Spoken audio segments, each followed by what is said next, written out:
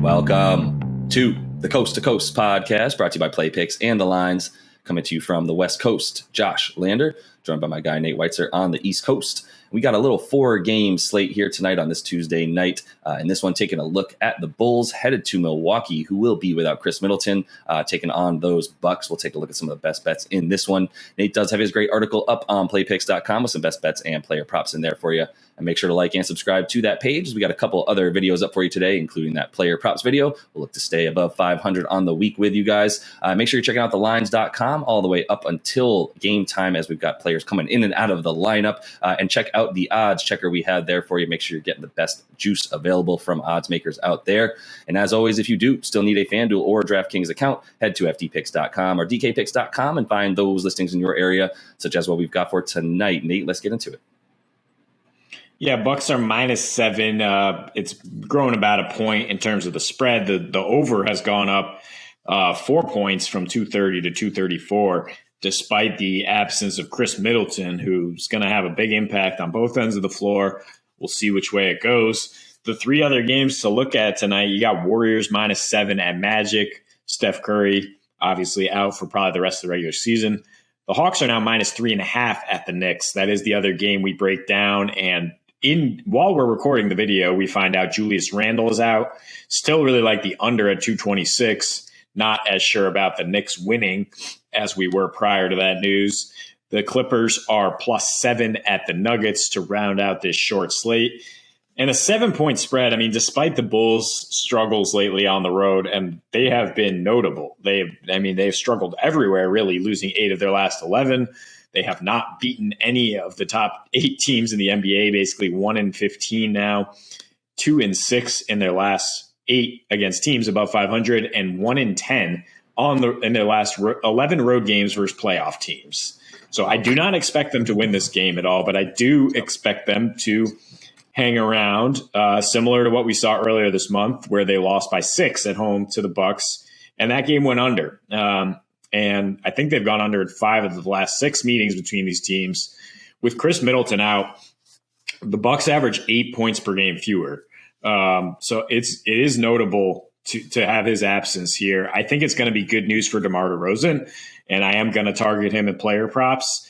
But I think it's bad news for the Bucks offense, which has been exploding since the All-Star break. I mean, really since that loss to Denver at the end of January. They've gone over in 13 of 19, but 4 of those unders are in the last couple weeks as they've slowed down the pace a little bit from 102 to 100. And while their defensive rating is still pretty sky high,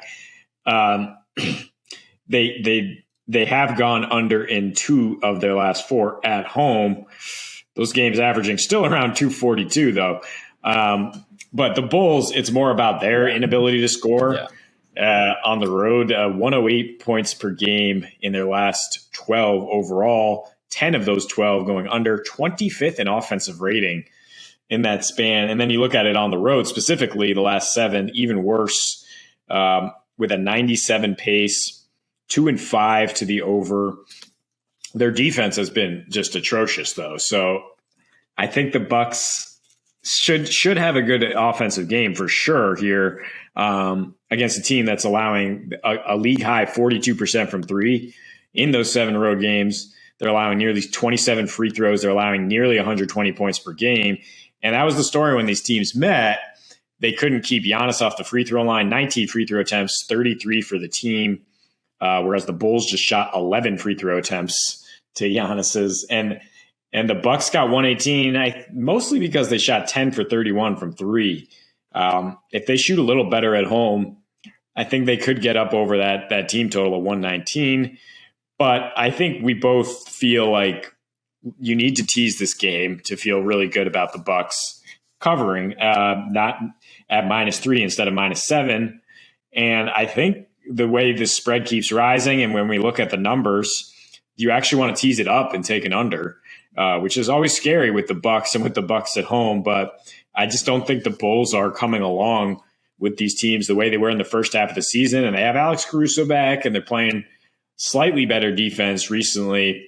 But really, it's more about being scared of their offensive firepower keeping up with the Bucks. Yeah, it's all these unders. It's 10 of 12 unders since the All-Star break for the Bulls. That's where we start. The second major bullet point for us is Chris Middleton being out, 8 points per game less.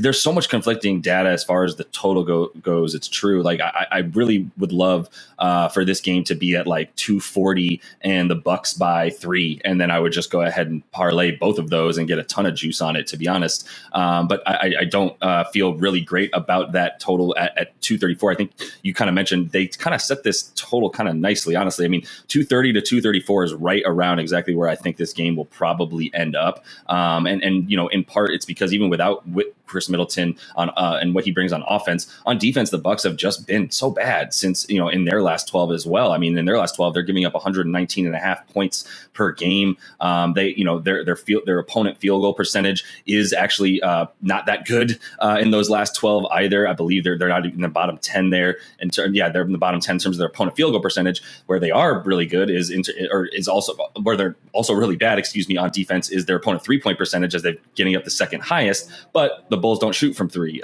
so it's not really like that really matters as much in this one. I think look, I really like the Bucks to win. To your point, the Bulls are they're not a team at this point that you should feel comfortable backing unless they're playing a team below 500. You mentioned all those stats about how poorly they're playing against teams above 500. That's been the case all season in terms of their straight up numbers, trying to beat teams that are as good or better than them. Just hasn't worked out for them to that degree this year. So I think that I do like that the money line for the Bucks as like an easy bet, minus 290. You definitely need to parlay that right with that total. And at 234 and a half right now, I'm still leaning under. I think this is about the precipice of where I would consider an over at 234. So 234 is pretty much the bottom of where I would want to take that under, which is why that's where I would go at this point. I don't really know how it's going to fluctuate where you're going to get it, but that once again, this is a situation where because that money line is minus 290, you're right. I don't love to talk about hitting teases in the NBA when you're talking about 4 points, and that can often be negligible against a total or a spread. But at the same time, I think this is, like I said, they just hit this line too well, and I'm not getting enough juice with minus 290, but I want to be able to pick the Bucks to win because that's what I'm so sure of. So I would either consider, our other best bet of the night is that Hawks-Knicks under.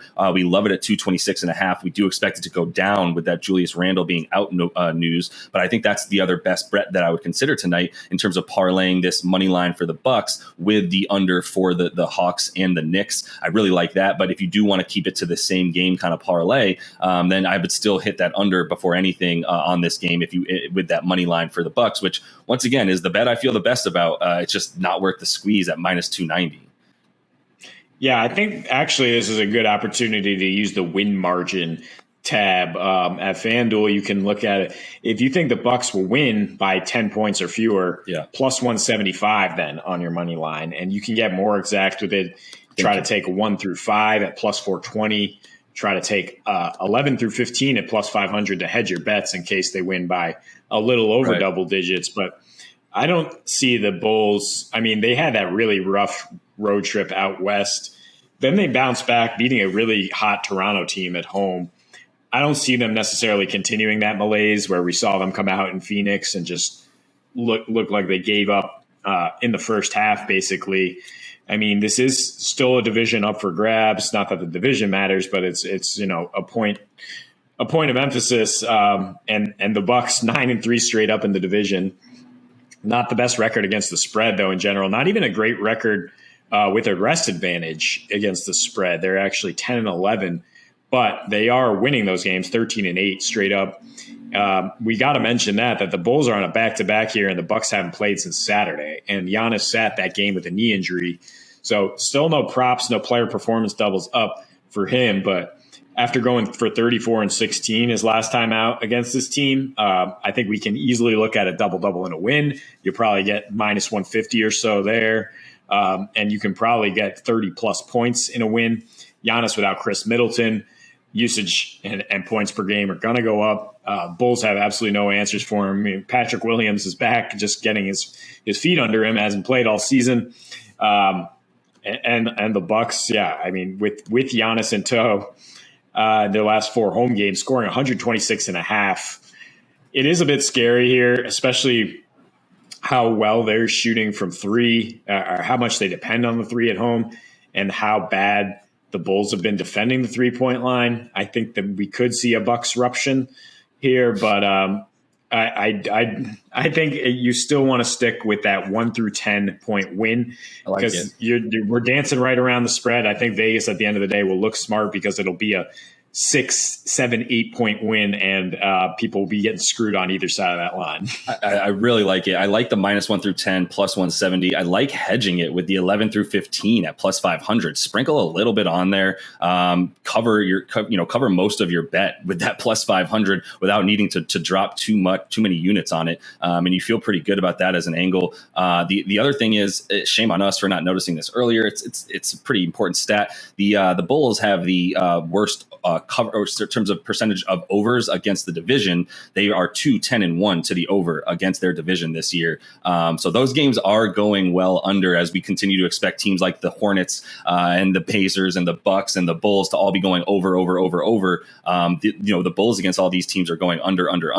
That seems to make me feel a lot better actually about that under at 234.5 still. Like we said, in the last 5 of these games, none of them have gone over 230, and 4 of them were under, as one of those totals was a bit below 230. So 234.5, too much without Chris Middleton, too much for a Bulls team that, they've actually been middle of the pack in terms of that opponent 3-point percentage since the All-Star break, despite how bad they've been everywhere on offense and a little bit on defense. But those unders still for them, I think we can feel pretty good about them as they've been hitting at that clip, especially against that Central Division. So yeah, some of these player props, whatever, I think where we're at, I really love that you found the 1 through 10 there. And then, that under as well feels like it's very exploitable tonight. So that is all the time we have for you in this one. Make sure you are liked and subscribed to that page. Check out those other couple videos we have for you on this 4-game slate.